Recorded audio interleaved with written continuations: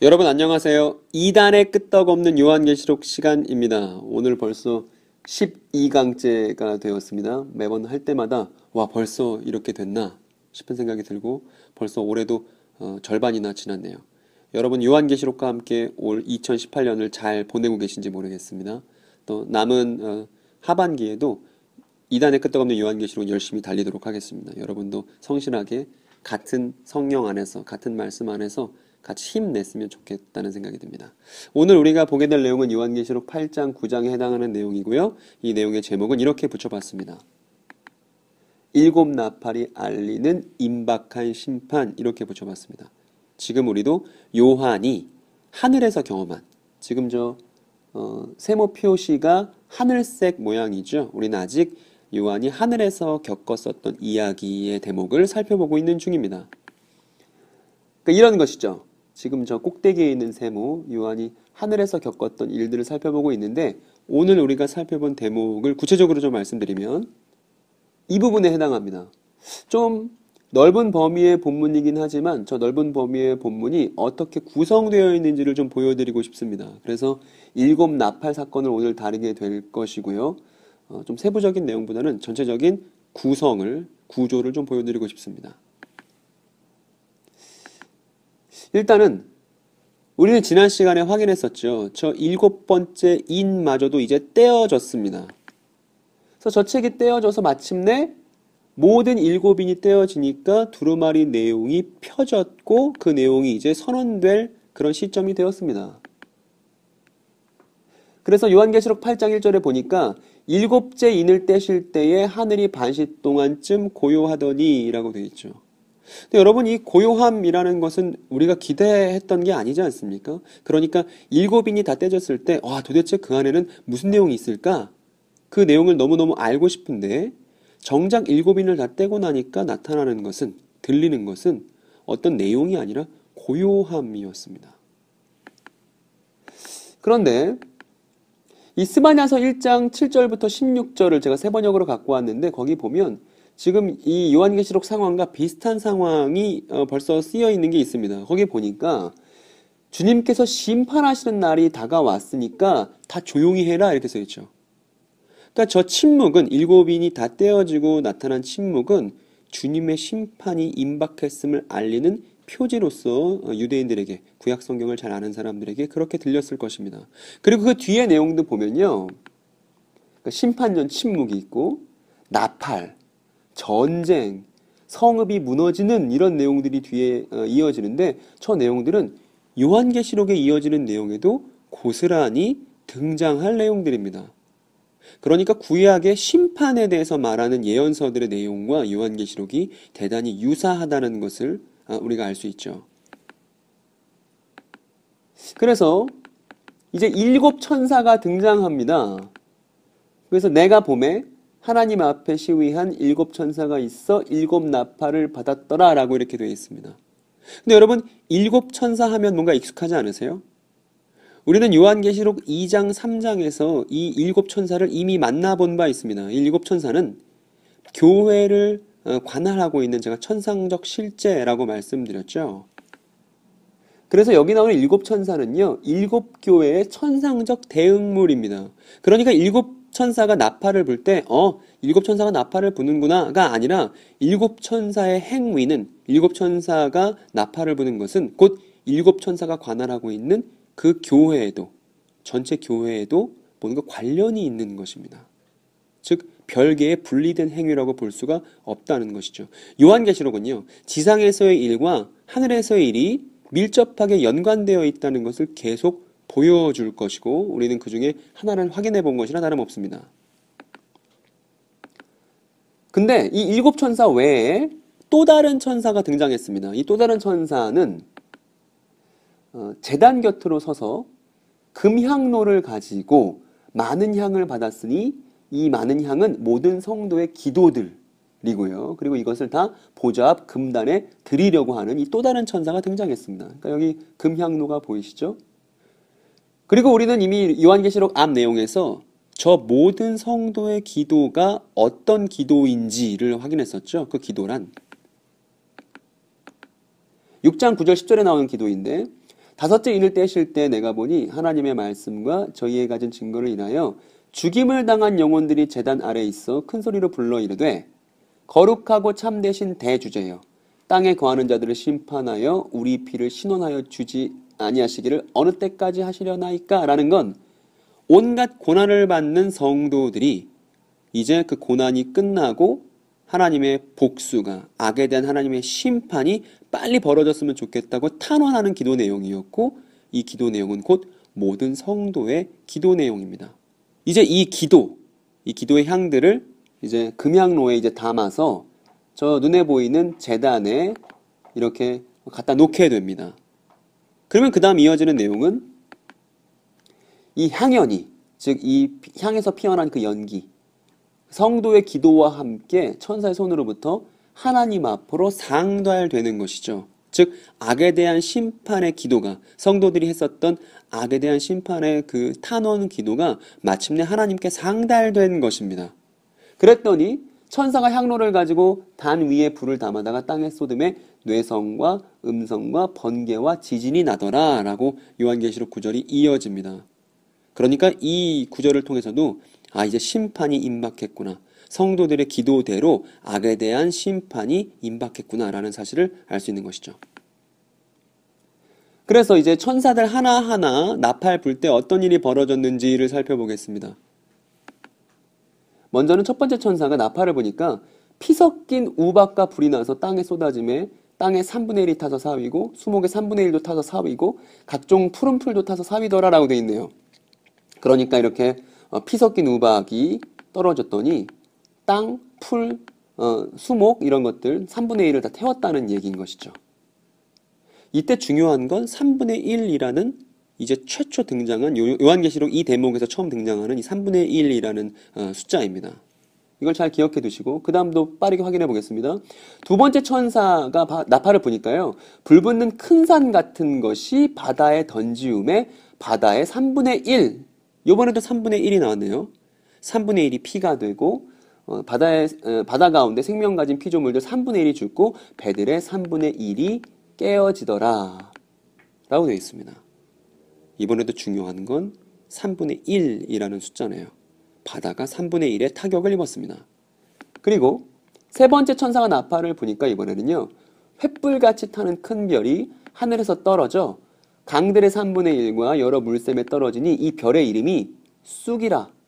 물들의 3분의 1이 쑥이 되매 그 물들이 쓰게 됨을 인하여 많은 사람들이 죽더라 라고 이번에도 3분의 1이라는 숫자가 등장했습니다. 그리고 우리는 이 떨어진 별이 요한계시록 6장 12, 13절에서 거기 보니까 내가 보니 6째 인을 떼실 때에 큰 지진 나며 해가 총담같이 검어지고 온 달이 피같이 되며 하늘의 별들이 무화과 나무가 대풍에 흔들려선 과실이 떨어지는 것 같이 별들 떨어진다는 얘기가 이미 앞에서 나왔었거든요. 그 별들 떨어짐의 연장선에서 저 쑥별에 대한 얘기가 이어지는 것입니다. 그다음 네 번째 천사가 이번에 나팔을 보니까 이번에도 3분의 1이라는 숫자가 도드라집니다. 해달별들이 침을 받아 그 3분의 1이 어두워지니 낮의 3분의 1은 비침이 없고 밤도 그러하더라 해서 이번에는 해달별 전체가 3분의 1의 타격을 입었음을 보여주고 있습니다.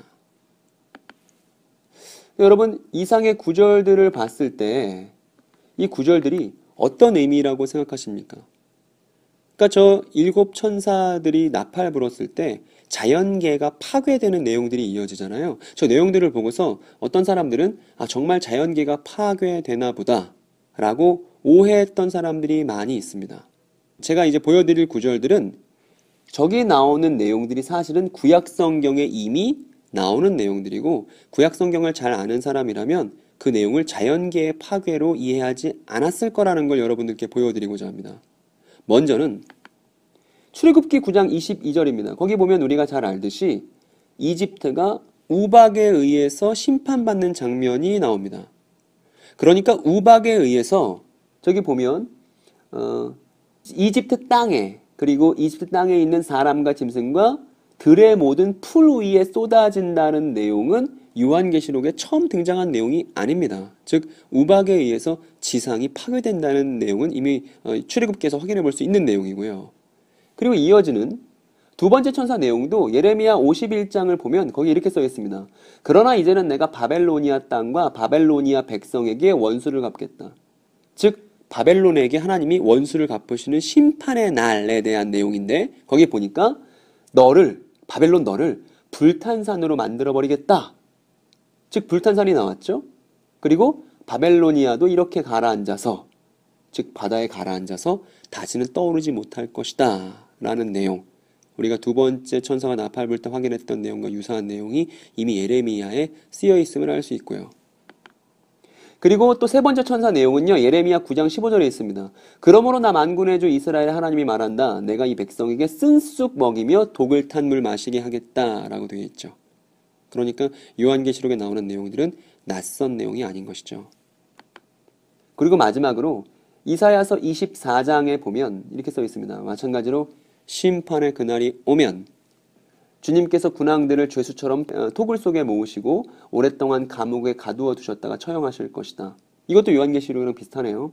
만군의 주님께서 왕이 되실 것이니 달은 볼낯이 없어하고 해는 부끄러워할 것이다. 주님께서 시온은 산에 앉으셔서 예루살렘을 다스릴 것이며 장로들은 그 영광을 볼 것이다 라고 기록되어 있습니다. 그리고 게다가 저 3분의 1이라는 숫자도 낯선 숫자가 아니에요. 에스겔 5장 12절에 보면 3분의 1 멸망하는 얘기가 거기 또 기록이 되어 있습니다. 그러니까 지금 천사들이 나팔 불었을 때 벌어지는 일은 구약 성경에 능통한 사람이라면 하나도 낯선 이야기들이 아닙니다. 그리고 이 낯설지 않은 이야기들은 모두 실제 자연계가 파괴된다는 의미를 갖는다기보단 저 나팔 불 때 드러났던 현상들은 모두 자연계의 파멸이 아닌 임박한 신의 심판에 대한 알림인 것이죠. 이제 3분의 1 파괴됐는데 모든 것이 파괴될 정도의 강력한 신의 보복이, 악에 대한 신의 복수가, 신의 심판이 벌어지고 있음을 알려주는 것이 저 나팔 소리가 일어날 때 우리가 알게 된 사실들인 것입니다. 이것은 실제 자연계의 파괴를 의미하지 않습니다. 그리고 이제 독수리가 갑자기 등장했는데요. 그 요한계시록 8장 13절에 보면 내가 또 보고 들으니 공중에 날아가는 독수리가 큰 소리를 이르되 땅에 거하는 자들에게 화가 있으리로다. 그 외에도 새 천사의 불납할 소리를 이남이로다 하더라 라고 되어 있습니다. 그러니까 우리는 나머지 저 네 천사까지와 달리 저 다섯 번째, 여섯 번째, 일곱 천사의 내용은 모두 독수리가 말한 대로 화라는 걸 알 수 있습니다. 그리고 내용도 좀 다릅니다. 그래서 저 일곱 천사의 그 나팔 이야기를 우리가 확인할 때는요, 저 첫 번째부터 네 번째 천사를 따로 묻고 그리고 다섯 번째부터 일곱 번째 천사는 또 따로 묻고 해서 별개로 살펴보는 것이 필요합니다. 그럼 다섯 번째 천사부터 내용을 좀 확인해 보겠습니다. 다섯 번째 천사에 관련된 내용은 요한계시록 9장 1절부터 12절에 나오는데요. 거기 보면 아까 나왔던 거 또 나왔죠. 다섯 번째 천사가 나팔을 불매 하늘에서 떨어진 별 하나, 우리가 앞에서 봤었던 그 쑥이라는 이름을 갖고 있는 하늘에서 떨어진 별 하나가 있는데 이 별 하나가 무저갱의 열쇠를 받았다라고 되어 있습니다. 그래서 이 무저갱을 열어버렸어요. 저 하늘에서 떨어진 저 별이 의미하는 것은 곧 사탄이죠. 근데 사탄이 무저갱을 열 수 있는 권한을 허락받아서 그 무저갱을 열어버렸다는 것입니다. 그랬더니 거기서 뭐가 나왔냐면 황충이 그 연기 가운데로 나오게 되었고 그 황충들이 땅에 있는 전갈의 권세와 같은 권세를 받았고 그들에게 이르되 땅에 풀이나 푸른 것이나 각종 수목은 해하지 말고 오직 이마에 하나님의 입맞지 아니한 사람들만 해하라 라고 이제 되어 있습니다. 이 사실은 대단히 중요합니다. 우리는 하나님의 입맞는 사람들이, 즉 하나님의 입맞는 그 흰옷 입은 사람들, 종려나무를 들고 있는 사람들 14만 4천에 대해서 앞에서 확인했었지 않습니까? 근데 이번에는 하나님의 입맞지 않은 사람들에 대해서 이 사탄이 풀어놓은 황충들이 괴롭게 하게 된다는 내용이 다섯 번째 천사가 나팔을 불 때 우리가 알게 된 것입니다. 그러니까 우리는 이미 저 이마에 하나님의 입맞지 아니한 사람들이 누구인지를 앞에 구절들에서 확인했었죠. 그 제단에서 하나님께 탄원하는 그 사람들의 성도들의 기도에 보면 땅에 거하는 자들이라고 된 것이, 땅에 거하는 자들이라고 언표되는 것이 곧 이 사람들을 의미하는 것이고, 또 요한계시록 6장 15절에 보면 땅의 임금들, 왕족들, 장군들, 부자들, 강한 자들, 각 종들과 또 자유인들, 자주자들, 굴과 산 바위 틈에 숨어서 어린 양의 진노로부터 피하려고 하는 사람들이 곧 땅에 거하는 사람들이었고, 이 사람들이 하나님의 입맞지 아니한 사람들이었습니다. 그러니까 다섯 번째 천사가 나팔 불었을 때 괴로움을 당하는 사람들이 바로 이러한 사람들이었죠. 그런데 이 사람들이 정말 죽도록 괴로웠는데 그들을 그 황충이 죽이지는 못하게 하셨고 5달 동안만 괴롭게 하셨는데 그 괴롭게 함은 전갈이 사람을 쏠 때 괴롭게 함과 같더라. 대단히 괴로웠다는 거죠. 근데 사람들은 정말 막 죽을 정도로 괴로워서 차라리 죽는 게 낫겠다 싶었지만 이들은 죽을 수조차 없었습니다. 그 괴로움을 오롯이 감당해야만 했었습니다. 그래서 어떤 사람 그림 보니까 이렇게 그려놨더라고요. 또 황충들의 모양에 대해서 이렇게 묘사를 했습니다. 그래서 머리에는 금 같은 면류관 비슷한 걸 썼고 얼굴은 사람의 얼굴 같고 이렇게 블라블라 나오고 있습니다. 그런데 이 황충들의 대장은 누구였냐면 무적에게 사자라, 히브리음으로는 아바돈이라고 하고 히라버, 헬라어로는 아볼루온이라고 한다라고 했는데 저 아바돈, 아볼론 모두 파멸자, 파괴자라는 의미를 갖고 있습니다. 그리고 첫째 화는 지나갔으나 보라 아직도 이후에 화 둘이 이르리로다 돼 있어서 5번째, 6번째, 7번째 나팔만 화로 부르면서 특별하게 취급을 하고 있음을 또 알 수 있고요. 빠르게 또 6번째 천사를 보겠습니다. 6번째 천사는 요한계시록 9장의 나머지 대목인데요. 거기 보면 6번째 천사가 나팔을 불매 내가 들으니 하나님 앞 금단의 넷불에서 한 음성 나서 나팔 가진 6째 천사에게 말하기를 큰 강 유브라데에 결박한 네 천사를 놓아주라 라고 얘기를 했습니다. 여러분 그러면 여기서 유브라데에 결박한 네 천사는 무엇일까요? 되게 익숙하지 않으십니까? 이 네 천사라는 말이 말입니다.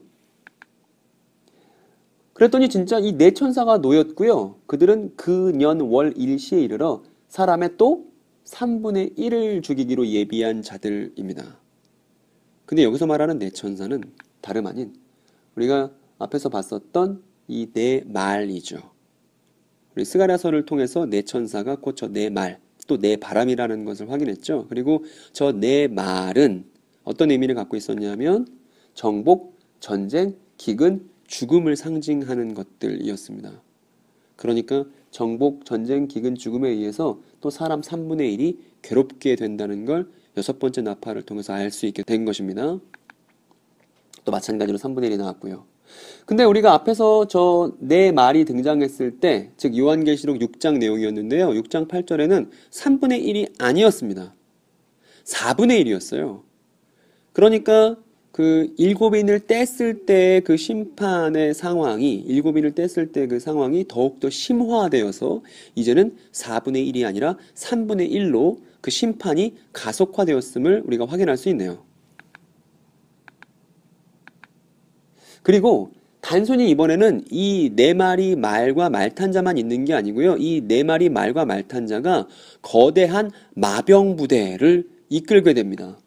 그 숫자는 2만만이라고 했는데 이것 역시 되게 많다는 것을 상징하는 것이죠. 2만만의 마병대들을 저 네 마리 말탄자들이 이끌게 됩니다. 그 마병대들에 대한 설명도 뒤에 이어지고요.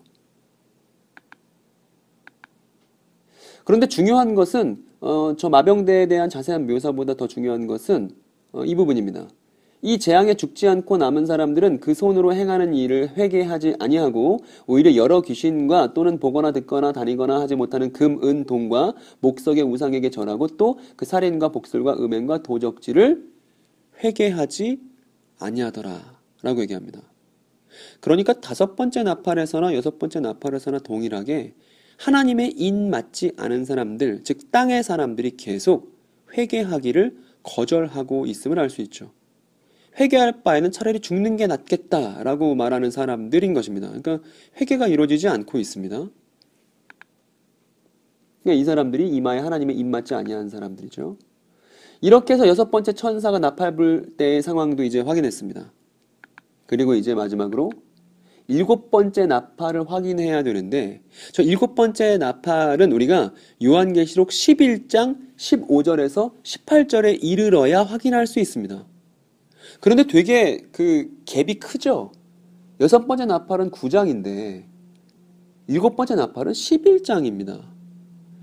그래서 이 가운데 저 여섯 번째 나팔과 일곱 번째 나팔 사이에 어떤 내용이 삽입되어 있느냐 하면 두 개의 이야기가 삽입되어 있습니다. 또 이 삽입된 이야기가 이 일곱 나팔 이야기를 이해하는데 또 중요한 단서를 제공하는 두 가지 중요한 이야기가 삽입되어 있습니다. 먼저는 책의 봉인이 된 요한, 즉 요한 스스로가 그 책의 봉인이 돼버리는 얘기가 하나가 등장하고요. 또 11장에 가면 성전 측량과 두 증인에 관련된 이야기가 또 등장합니다. 그래서 이 삽입된 이야기에 관련해서는 우리가 다음 주에 다음 영상에서 자세하게 살펴볼 것입니다. 그런데 그 전에 우리가 이 부분부터 다섯 번째 천사와 여섯 번째 천사와 일곱 번째 천사의 내용을 정리 요약한다면 이렇게 할 수 있습니다.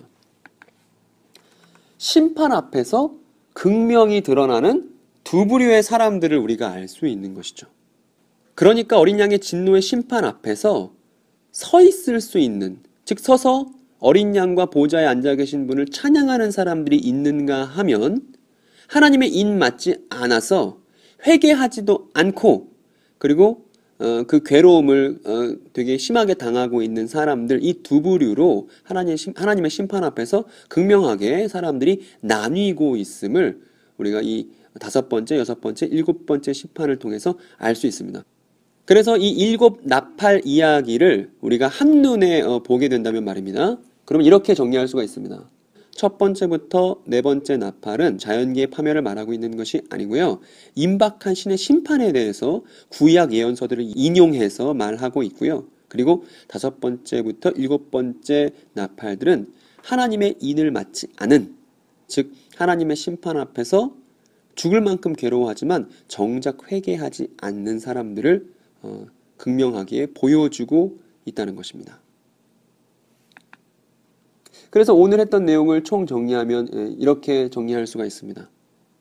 그리고 우리는 다음 시간에 이 일곱 개의 나팔 부는 이야기의 아주 중요한 핵심이 될 삽입된 두 가지 이야기, 그 10장에 해당하는 책의 봉인이 된 요한 이야기와 11장에 나오는 성전 측량과 두 증인에 관련된 이야기를 우리는 다음 시간에 살펴보게 될 것입니다. 많은 기대를 부탁드립니다.